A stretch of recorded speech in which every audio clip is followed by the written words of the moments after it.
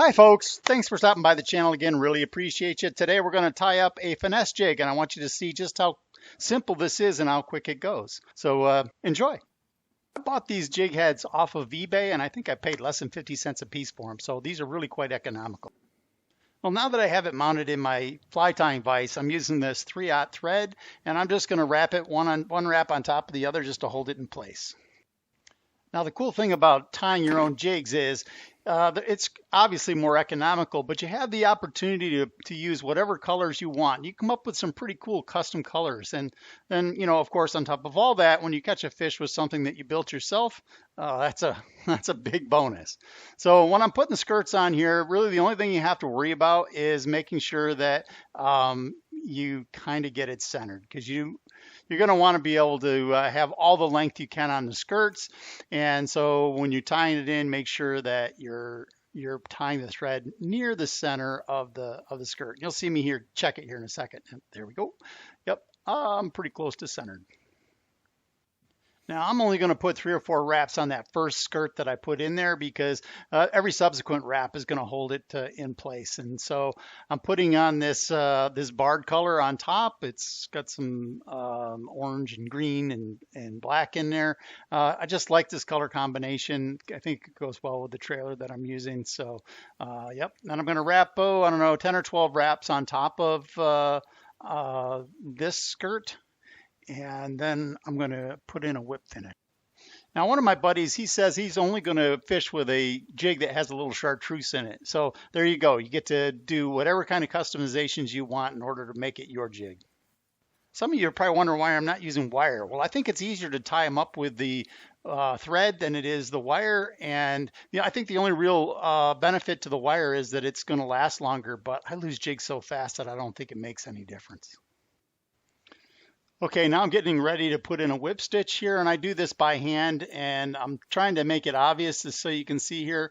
The thread that goes off to the left, I'm going to wrap over the top of that, and as I do that, I'm going to twist my fingers around the jig head, and that just puts one more wrap on top of the tagline. So I do that, I don't know, 5 or 6 times, maybe 8, sometimes 10, depends on what I feel like. It's a lot more challenging when there's a weed guard on there, I can tell you that. So we're going to cut that flush.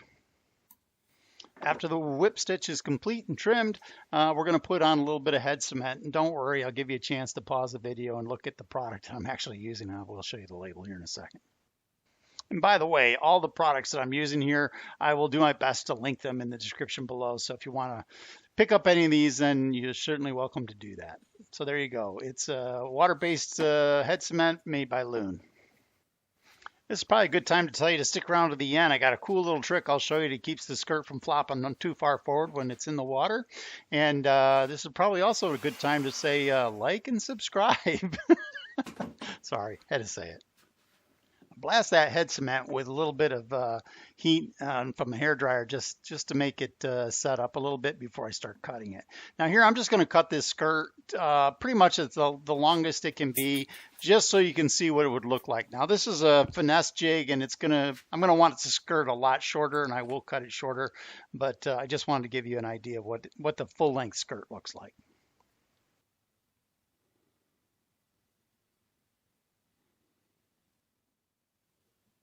There you go. That's the full-length skirt, but this is a finesse jig, and whatever trailer I stick on there, that would completely obscure it. So I am going to cut this a little bit shorter.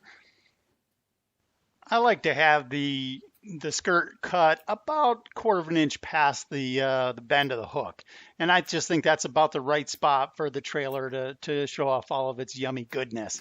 Now, a lot of people, you've probably seen on a lot of the finesse jigs that there's the skirt around the head is cut really short. Honestly, I think they do that so that they don't have to use as much skirting material. You can get away with half the amount of skirting if you do that.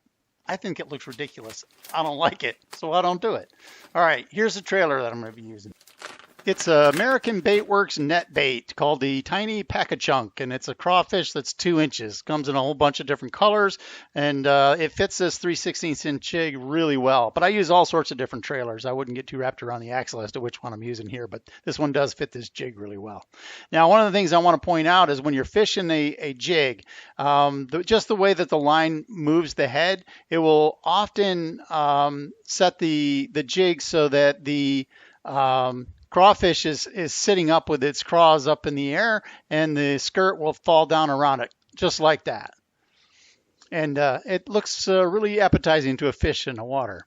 All right, as promised, here's my little technique to keep the skirt from dropping down too much. And what I do here is I take a wacky worm ring, and I wrap it around the head, and that keeps the skirt pushed back a little bit.